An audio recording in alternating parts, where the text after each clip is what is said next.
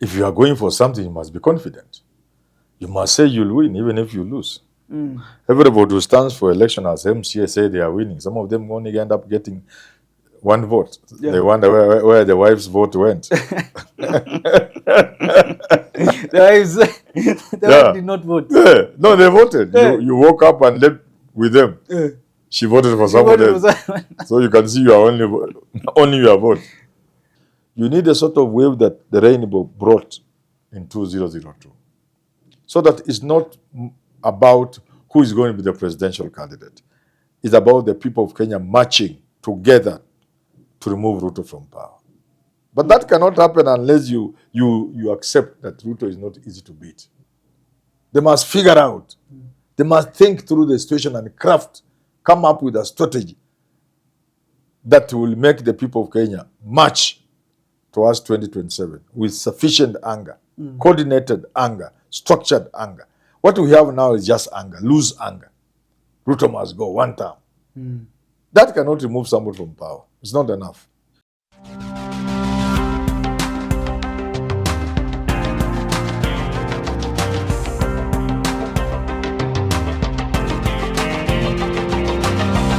We're here at 17 Losai for a conversation on politics and policy here with Herman Manyora. 17 Losai is an apartment building in Ngara. There are studio apartments here that you can get for yourself, you can get for your child who is in the university, or even for a young professional like me. You can get a studio apartment here, spacious, and the finishes are of quality. There's backup generator. There is underground water tanks, which is of fresh water. The boreholes actually here are of fresh water.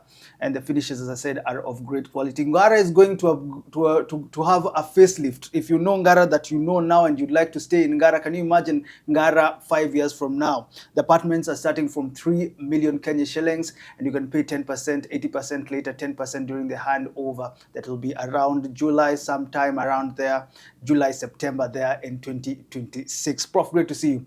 Our conversation is about the reality of WANTAM. I've just seen a congratulatory message from Rigathi Gachagua to the Malawian president-elect. And in the message, he says, Africans are awake. They see, they feel, they think, they act. Congratulating the current president-elect and saying WANTAM is a reality. What is happening in Africa? There's this conversation now that presidents, if they don't do what they've told Kenyans or they are Republicans, they will go home. But more specifically here in Kenya, is WANTAM a reality for William Ruto? It's always a reality. Trump did one term, Bush did one term. So it's a reality. Yeah. It's not just in Malawi. It is across the world. In Ghana, Muhammad did one term. Good luck, Jonathan, in Nigeria. I mean, it happens all the time. All the time. Those in government thinking they have the instruments of power, we've not had it once or twice. They have said they can tilt the numbers. They know the IEBC. They know how they can do things. What is your message to them now that you've already said WANTAM is a reality? The overconfidence probably shouldn't. But they are justified. I mean, if you are going for something, you must be confident. You must say you'll win, even if you lose. Everybody who stands for election as MCA say they are winning. Some of them only end up getting one vote. Yeah. They wonder where the wife's vote went. The wife did not vote. Yeah. No, they voted. Yeah. You woke up and left with them. Yeah. She voted for someone else. So you can see you are only your vote. But let's look at the numbers now. And yet you are so confident. That is just the reality of things. That's how politics works. You need that confidence to run. Those of us who ask questions, we have never run. If you ask questions, if you are critical, will I? Now it's a make it. You can't run. It is these fellows who have no shame, overly confident, who have no sense of estimation or judgment. People, discordant fellows, the reality and what they see are completely not connected. But people who are not discordant, people who relate reality to what is, what cannot, they rarely run for office. Or they're probably scared of losing. As it's calculation. Sometimes you wonder, what are my chances? People who run rarely ask that question. As Gachagua says, people feel, people will act. Now let's look at the situation in Kenya based on numbers, based on the loyal opposition and the strategies that the president is trying to do, starting from State House visits and Kindiki's development tours together with Farouk. Look at the president now.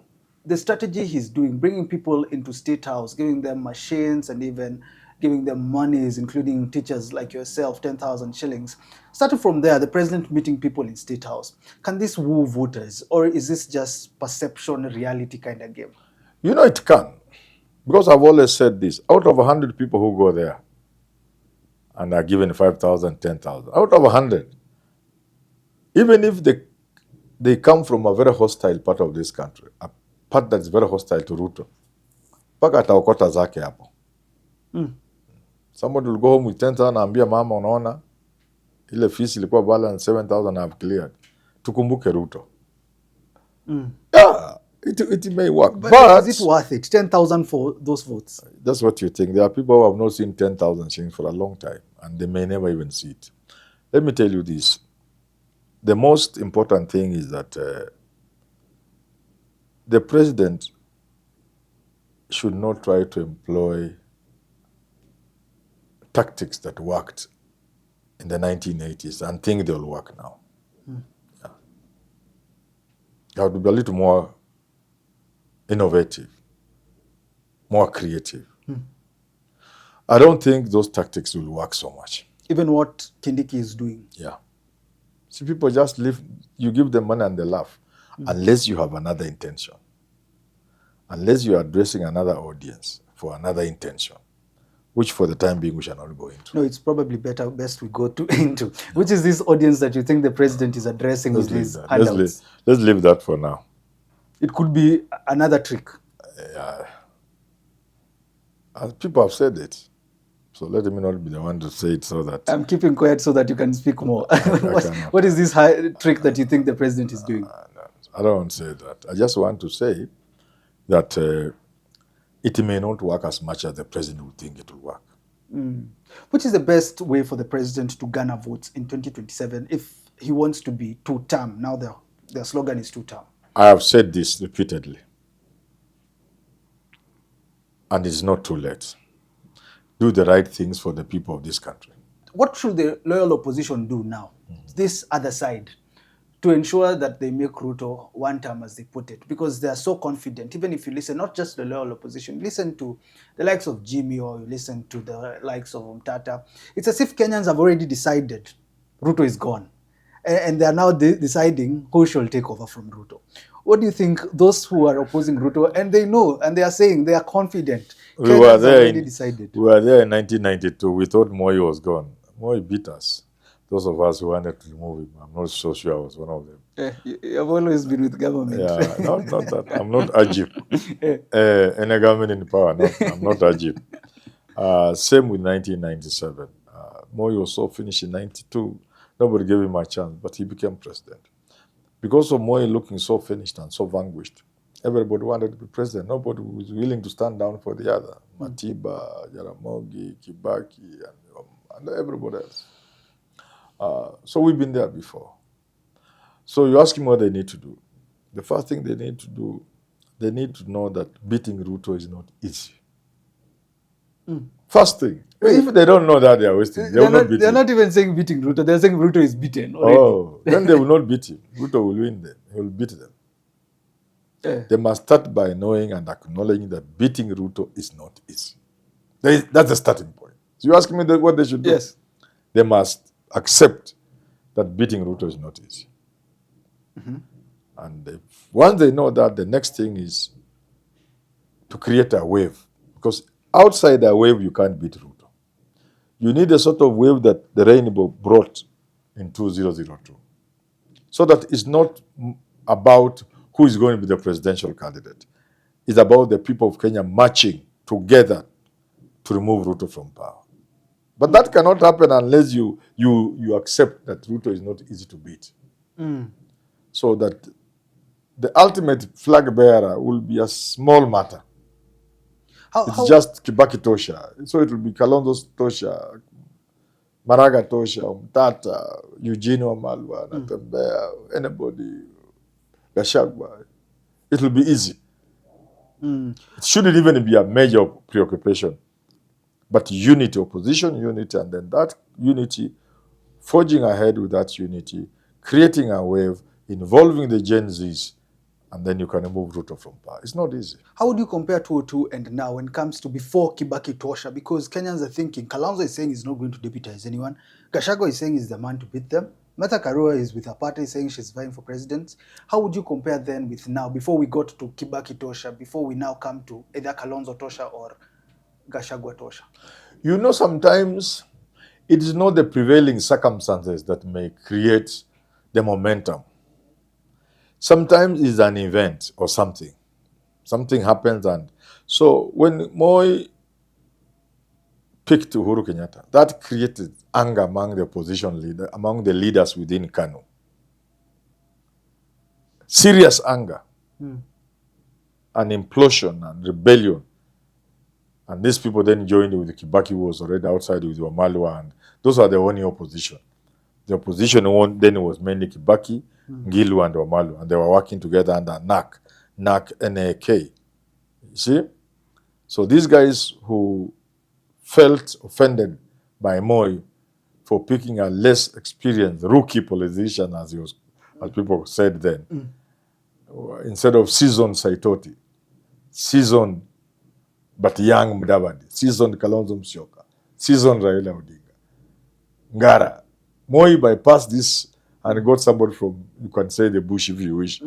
So that created anger. Now, when you add this to the excesses of KANU and so on and so forth, it was now easy for a wave to be created, especially after they joined Kibaki and his team to form the Rainbow Coalition, NAC of NARC. So creating a wave is not a simple thing. So do you believe Gen Zs are the ones to create this wave this time round, or can the opposition create it without the influence of Gen Zs? That's why I say it's not easy to beat Ruto. They must craft something. They must figure out. They must think through the situation and come up with a strategy that will make the people of Kenya march towards 2027 with sufficient anger, coordinated anger, structured anger. What we have now is just anger, loose anger. Ruto must go, one term. That cannot remove somebody from power. It's not enough. Two things as we wind up. You've said Ruto just do the right thing. You've said the opposition create anger. If Ruto does the right thing and the opposition creates anger, will Ruto be 2-term or 1-term? Creating anger will be very difficult if Ruto is doing the right things. And it must be genuine. So does this mean Ruto has the upper hand? Let me tell you, the election is for Ruto to lose. Because he has all the answers. People are annoyed with Ruto because of certain legislation, because of certain measures, taxation measures. He can ask Parliament to change these taxes tomorrow. He can remove housing levy and say, the experiment is not working. I've listened to the people. And all the other taxes he has imposed and levies, he can remove them. The stroke of a pen. And you have nothing else to say. You say he promised he can do this, he has not done. He can do the things he promised. There's nothing impossible that Ruto promised. Absolutely nothing. I'm trying to crack my head and see anything that is impossible that Ruto promised. I'm not seeing. Within the 2 years, and we say even 1 year, because 2027 will be politics, he can do them. Yes. But time is fast running out, like I've said before.